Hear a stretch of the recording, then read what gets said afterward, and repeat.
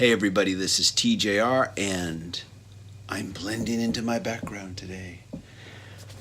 Seriously though, recently a friend has asked me to help her with a vinyl record collection that she has. She has some records that she bought back in the 80s. Back then, her habit was to record them to cassette tape when she got them, and then she put them away and didn't replay them. So they're in very good shape, and she's asked me to help with digitizing these vinyl records for her. And of course, in return, I get to burn full quality WAV file CDs of these digital transfers for my own personal enjoyment, which is really great.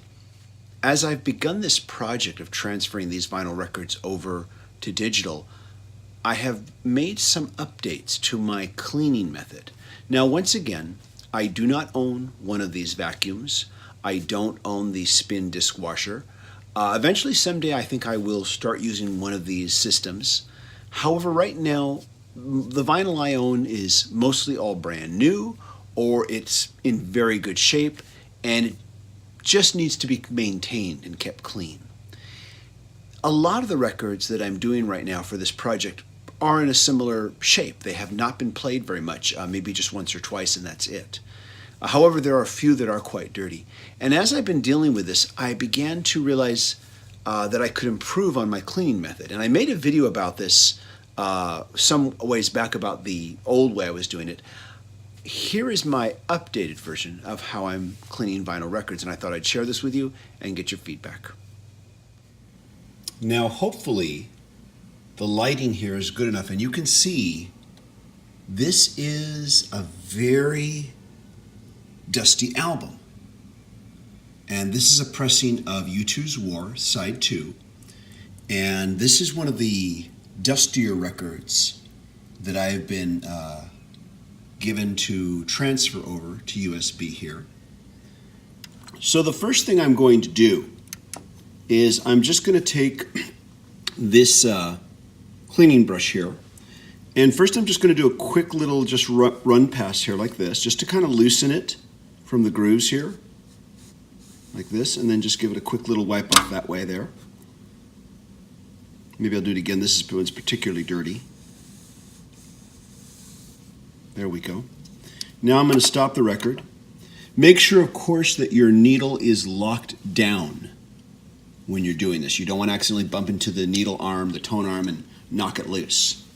So now the next part is I'm going to do what I've done on my previous video, where I just sweep. And just as if I was sweeping a floor, I'm going to just start moving this dust into one pile, like this. I'm going to sweep with the grooves.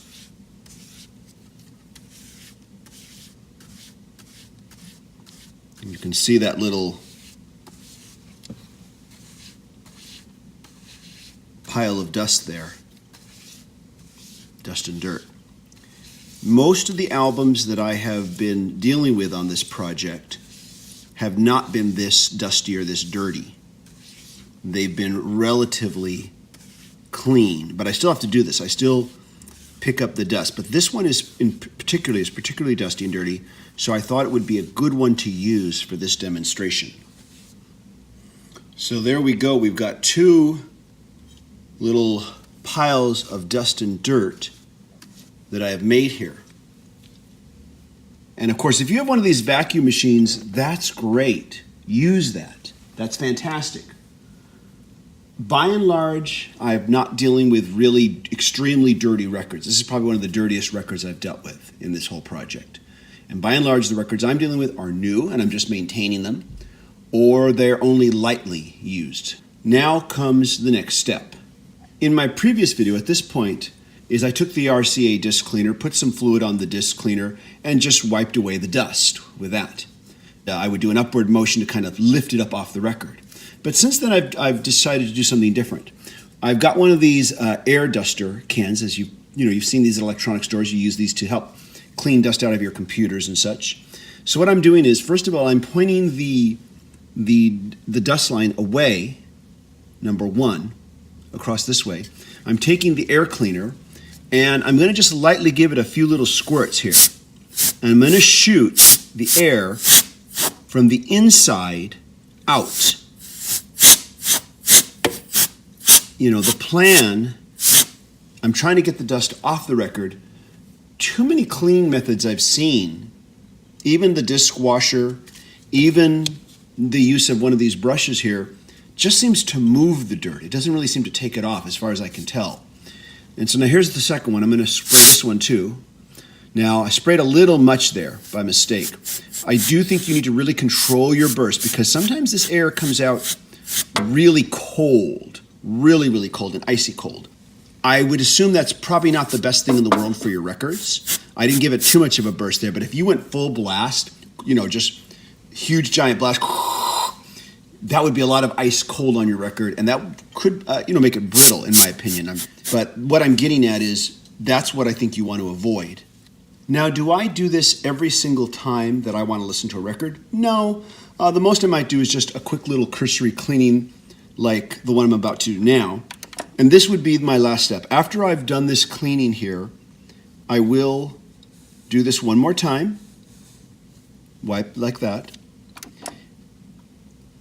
And if I'm just going to listen to a record, I'm just going to probably just do the quick little cursory cleaning like I just did with this little brush here.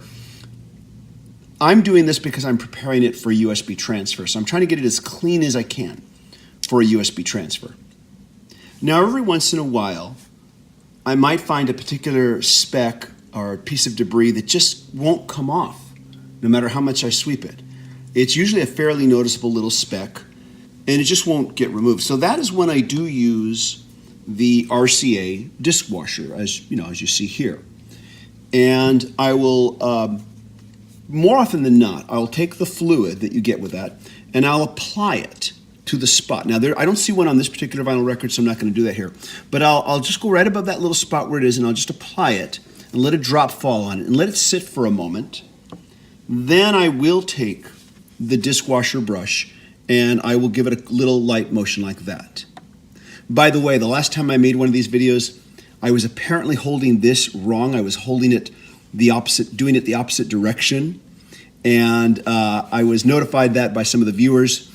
I didn't even notice I was doing it at the time because I wasn't paying attention. I was busy making a video and wasn't thinking about, am I holding this the right way? But even prior to that, I didn't think there was a difference because it seemed to be like it was all the same material either way. But I was explained to me by some of the viewers here that no, it is important. The way the material is designed, you do want to go from the side they tell you here. So I just want to point out that correction if you have watched the older video. And I thank you, the viewers, for pointing that out to me. But anyways, I will then, like I said, drop some on the spot there, give it a little quick wipe, and usually that picks it up, and that gets rid of that one annoying speck that just won't come up. And then from there, I'm ready to start my USB transfer. And once again, I only do this on this much detail on the USB transfers. Just for standard listening, I'm just going to give it a quick little cursory wipe, and that's it.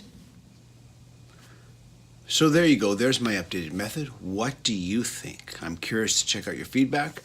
And how about you? What are some of your favorite methods? Have any of your methods changed since the last time I did a video on this?